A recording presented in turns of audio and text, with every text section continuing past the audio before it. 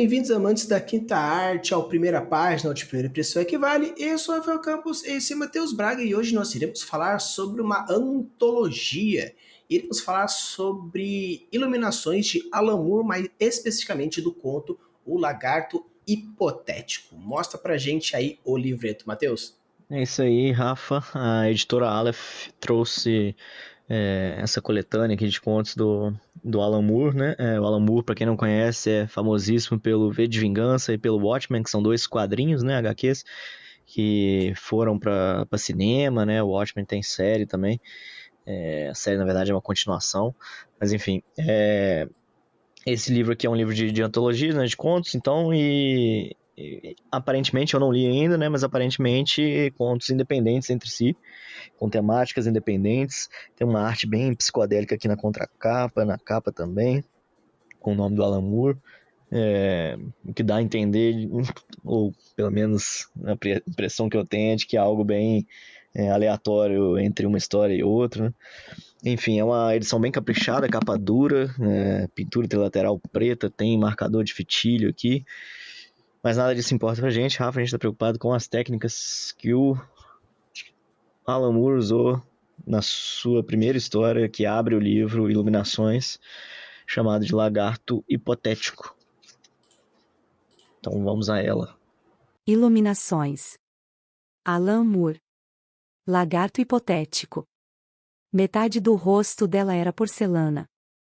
Sentada na varanda, alheia a tudo, mascando flores azuis anêmicas colhidas da jardineira à sua janela, Sonson admirava o pátio da casa sem relógios. Circular e desprovido de decorações, o pátio se estendia como um poço sombrio e estagnado. As lajes negras, polidas pela passagem de tantos pés até adquirirem um brilho impassível, pareciam mais água parada do que pedra quando vistas de cima. As rachaduras e fissuras que poderiam perturbar esse efeito eram visíveis apenas onde veios de musgo seguiam seus sulcos sinuosos no que seria, de outro modo, um negrume indistinto. Poderia muito bem ser um delicado revestimento de algas prestes a se desmanchar e se dispersar com o primeiro contato, a primeira onda. Quando Sonson tinha 5 anos, a beleza dolorosa prefigurada em seu rosto infantil não passou despercebida por sua mãe, que levou a criança, sem que ela entendesse o que estava acontecendo, ao labirinto de vozes da vida noturna de Liavek, até chegarem à casa em tons pastéis, com um pátio redondo e obscuro. Cedendo aos puxõezinhos da mãe, Sonson foi arrastando os pés sobre as lajes madrugadoras, conforme o eco sussurrado dos seus passos retornava do muro elevado e curvo que fechava 3/4 daquele espaço. A fachada côncava da casa sem relógios em si completava o círculo, e em seu arco amplo havia 7 portas, cada uma de uma cor diferente. Foi a porta central, a porta branca, que sua mãe bateu. Olha, eu não sei você, mas a minha mente doentia me levou para uns lugares assim que, tipo, vou compartilhar, Por mas favor, é quero isso que saber, queremos. quero saber depois o quão doentio eu fui e quanto o Matheus não foi. Eu espero que tenha sido junto comigo. Mas beleza. Eu tô bem intrigado com o título, o Lagarto Hipotético, Que porque até então eu não consegui pensar em nada que pudesse relacionar, pelo menos assim. Eu tenho uma vaga ideia, mas é uma vaga ideia considerando a hipótese que eu esteja certo, né? Então, achei intrigante. Mas um ponto que é importante, eu queria ressaltar sobre os títulos, principalmente esse, que é quando você for fazer um título nessa pegada, do tipo. Porque eu sinto que esse título, ele é um que a gente aprende na escola, que é o resumo da ópera. Só que o interessante é que eu sinto que esse resumo ele é bem abstrato, meio que vai ser uma possível interpretação de alguma figura de linguagem ou simbolismo por detrás de alguma coisa. Acredito que, acabando o conto, o lagarto hipotético vai fazer todo sentido. Então, estou com expectativas sobre esse conto. Em relação ao título em si também, Rafa, não peguei nada. Na verdade, assim, Rafa, é uma primeira página inteira, muito abstrata ou muito psicodélica, eu diria, que faz jus à arte aqui que a Aleph adotou, né? mas dá aí pra gente ter algumas ideias, né? Definir algumas coisas aí que estão acontecendo, mas em si, como um todo, parece muitas coisas é, desconexas, talvez, mas que, como o Rafa falou, pode ser que se revele algo no final ou não, ou seja para cada um interpretar da sua forma mesmo, né? Não sei, só lendo para saber. Só um detalhe, né? É um livro de contos, então são histórias mais curtas, né? Para ter uma noção por alto, são 52 páginas, parece esse primeiro conto aí, só pra gente ter um número na cabeça aí, né? Grandinho pra um conto, na real. Ah, Não sabemos, eu não consigo saber a diagramação da folha pra eu ter uma ideia de tem, coisa, tem mas. bastante texto até. Então eu acho que talvez caia até pra noveleta, acredito eu. Sim, bastante Mas. coisa a ser contada aqui, pelo visto. Mas vai ser. É mais um preciosismo. No caso, assim, eu achei muito interessante a ideia de metade do rosto dela era porcelana, É uma. porque eu senti que essa primeira frase ela desconecta temporalmente com o que está escrevido. Por causa do duplo enter ali, né? Sim, principalmente pelo fato também que, além da parte visual, que parabéns pela Aleph por ter feito isso, ou o Alan Moore por ter sacado que quando você faz o duplo enter existe um hiato. Só que uma coisa que eu achei interessante é que eu tenho a impressão de que essa frase vai fazer sentido mais pra frente, porque meio que é aquela coisa de cinema que você começa no meio, volta pro passado, acontece até voltar aquela cena. Né? E porque eu sinto que esse metade do rosto dela era porcelana. Se fosse o rosto todo fosse porcelana, podia até relacionar a delicadeza da pele infantil, o ponto da virgindade e todos esses fatores. Mas metade me remete muito à máscara. E Uhum. pelo que a história foi desenvolvendo nessa primeira página, parece que é uma menina muito bonita, que algo vai acontecer que justifique essa máscara É, meio fantasma da ópera, né? sim. É Então, eu achei uma, legal essa relação. é uma primeira frase de muito impacto, assim, me parece, Rafa. Metade do rosto dela era porcelana, que você já fica assim. é, não tá falando que é uma máscara, né, do jeito que tá escrito aqui, vamos seguir ao pé da letra em Exato, princípio, exato. né? Não tá falando que é uma máscara, então é que é porcelana mesmo, né? Então isso já causa uma estranheza por si só, né? Então você já fica se perguntando o que que é um ser humano, não é, né? O que que tá acontecendo? E aí já dá essa quebra dupla, que é muito raro também, você começar uma história com primeira página com uma frase e já quebra de duplo enter, né? O que é bastante raro, normalmente, igual o Rafa comentou, a gente usa para diferença temporal entre uma coisa e outra, ou houve um salto, ou o que dá a entender aqui é que houve um regresso, né? Como o Rafa deu a entender. E por que dá a entender isso? Porque ali na frente, lá embaixo, ela fala que com 5 anos a criança tinha um rosto perfeito, né?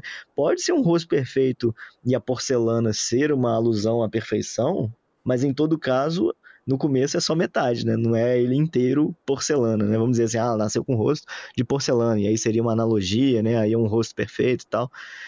Mas no começo ele já está dizendo que é metade porcelana, então dá a entender de fato que é em outro tempo que isso está se passando, né? Enfim, é um grande impacto, me causa assim uma estranheza de certa forma pela frase em si e por esse duplo enter aqui, então já me dá uma instigada logo de cara. Eu acho que brincar com o texto, até de forma estética falando, não só com a escrita em si, com a técnica em si, né, a estética do texto é algo poderoso também nos dias atuais. É, enfim, é isso. Já vi outros autores fazendo, não de cara na primeira frase, mas eu vejo como algo positivo, porque salta aos olhos do leitor também, né? Dá esse impacto na gente. Sim. E o legal, e o que eu achei interessante é que até agora não, não é possível você identificar tempo. Espaço você consegue ter algumas alusões, mas caso seja uma fantasia ou até mesmo uma ficção científica atemporal, né, ou acrônica, você não consegue dizer, é desse período ou é desse período, ou acontece tanto tempo antes ou tanto tempo depois.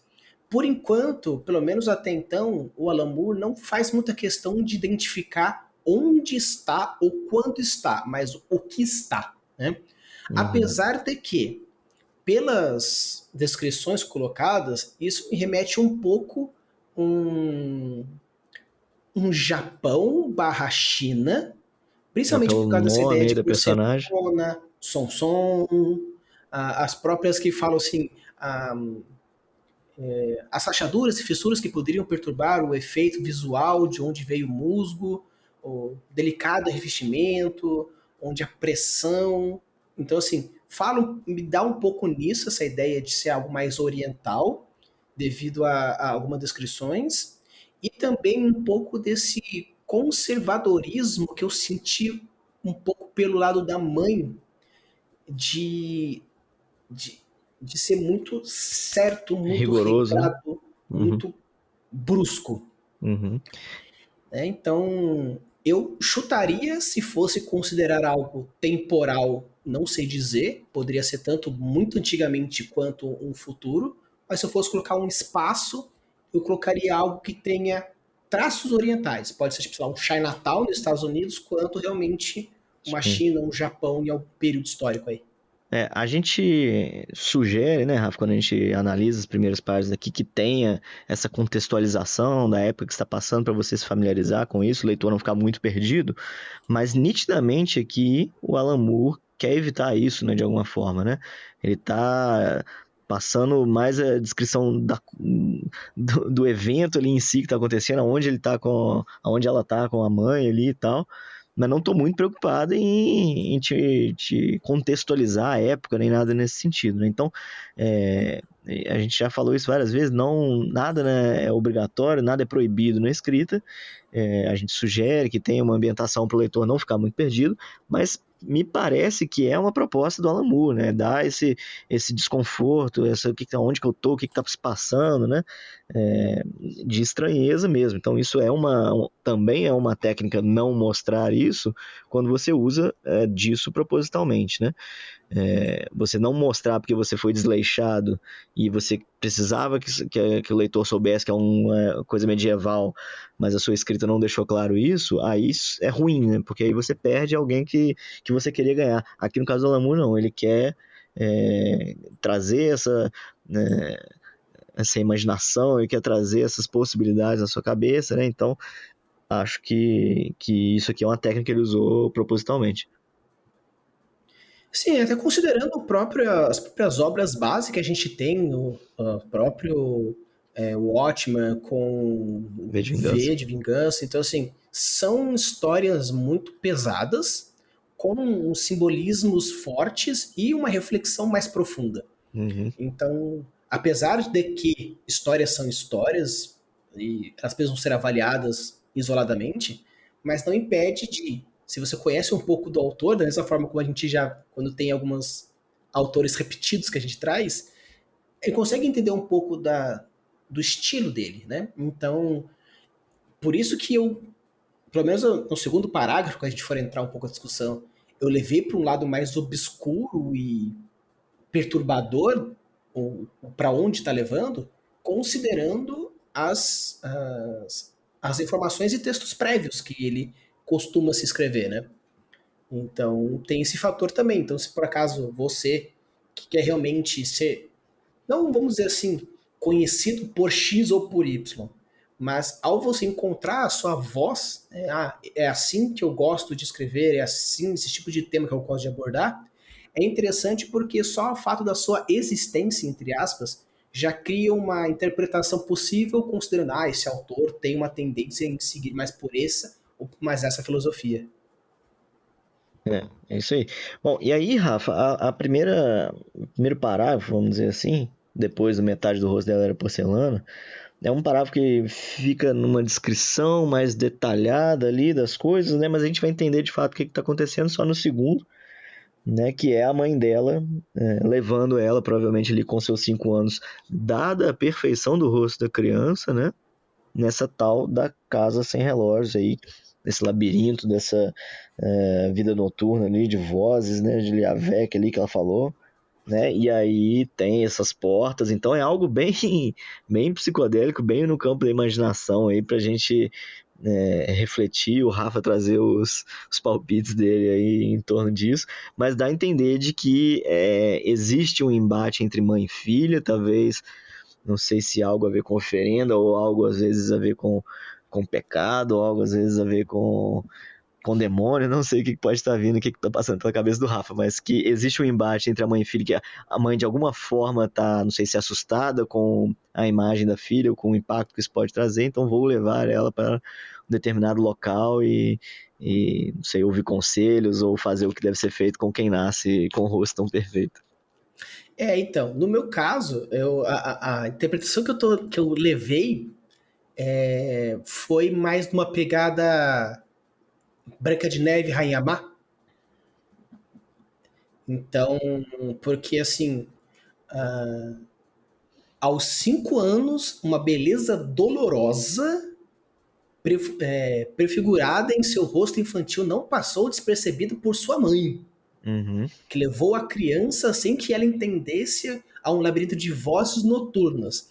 Pra mim, isso tem cara de tipo assim, mano, a minha filha despertou em mim uma inveja, uma raiva, alguma coisa, e estou levando ela pro cabaré. Essa é a minha interpretação doente dessa história. Porque luzes noturnas, numa casa sem Labirinto de vozes, relógio, uhum. onde a criança não entende, portas, né, uma de frente para outra. Então tem muito, me traz muito essa ideia. Eu posso ser um doente mental, desculpa se não for isso, mas dá a entender isso. Então eu fico muito com essa ideia de tipo, porque acaba com a frase dizendo e foi a porta central que, né, que a sua mãe bateu de todas as 7. Então, pode ter uma coisa relacionada com o pecado da luxúria, por isso do 7. Com Então, certeza, assim, vindo do Alan Moore tem tem alguma coisa alguma aí. coisa. Então, assim, porque como fala sobre sulcos sinuosos, o negro indistinto, as cores, o negócio, papá. E outra coisa, o nome da menina é Sonson. Então, assim, às vezes pode ser alguma coisa que a mãe nem se dá o luxo de nomear a criança, porque até então a gente não tem nome de ninguém, só da criança, que é um nome meio escroto. A gente não sabe dizer se esse som seria do tipo som, do tipo realmente sound, a tradução seria tipo sound, ou se por acaso seria tipo som, só uma onomatopeia É. X ou Y. Teria que ver o Parece original. algo mais asiático também, oriental. Né? Exato. Então, assim, eu achei uma primeira página extremamente perturbadora, né? Apesar de não demonstrar nada, de não falar nada, mas só com o poder da insinuação e o como é colocado, eu já estou extremamente preocupado pela criança, devido ao rosto de porcelana que pode ser uma possível sequela do que pode estar para acontecer ao virar a página. Então, É isso, e acho bem Rafa, forte, na real. outra coisa que a gente esqueceu de falar aqui, que existe, né, de certa forma, aí a caracterização tanto da criança quanto da mãe, né? No caso, a mãe, não tanto, mas dá a entender isso aí que a gente está falando, é que existe um embate entre ela e a beleza da filha, né? Não sei se é esse nível doentio aí que o Rafa tá enxergando, a gente só lendo para saber. E existe a caracterização da criança em si, né, esse estado de perfeição aí, né, do rosto e tal, em que algum momento vai virar metade porcelana. Então, assim, são caracterizações meio abstratas do local onde se está passando a história, né, caracterização da personagem, da mãe que talvez seja o próprio ponto de conflito da história, essa beleza da criança, né? Então, são questões que a gente vê aí que estão na primeira página, como a gente sugere que tenham algumas dessas questões, né? E o Alan Moore ele usou, apesar de ter se privado de algumas, como a gente falou, da ambientação, da época em que se passa em si, mas tem aqui, parece também um pouco desse tom da história, né, que vai ser algo meio, talvez, não sei se macabro, mas pelo menos psicodélico, assim, nesse nível, né? Então, parece que ele usou bastante das técnicas que a gente sugere aqui numa primeira página, e é isso. Sim, e o legal é porque você não precisa necessariamente. Quando a gente fala sobre o que precisa ter, o interessante é você conhecer o que precisa ter para poder brincar com aquilo que você não quiser. Porque no caso aqui, em nenhum momento ele ambienta, no caso, temporalmente ou geograficamente, mas ele ambienta estruturalmente onde a criança pode, de onde ela vai para onde ela vai. Não fala algo temporal, mas te traz ideias. Então, assim, o interessante é você sempre conhecer o que precisa para você brincar e poder tirar ou colocar aquilo que você achar interessante. Te fala sobre jornada do herói, arcos narrativos, precisa ter isso?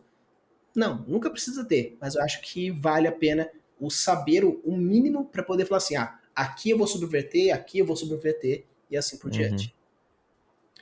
E no caso, Matheus, vai virar ou não para saber o que vai acontecer com a nossa solução?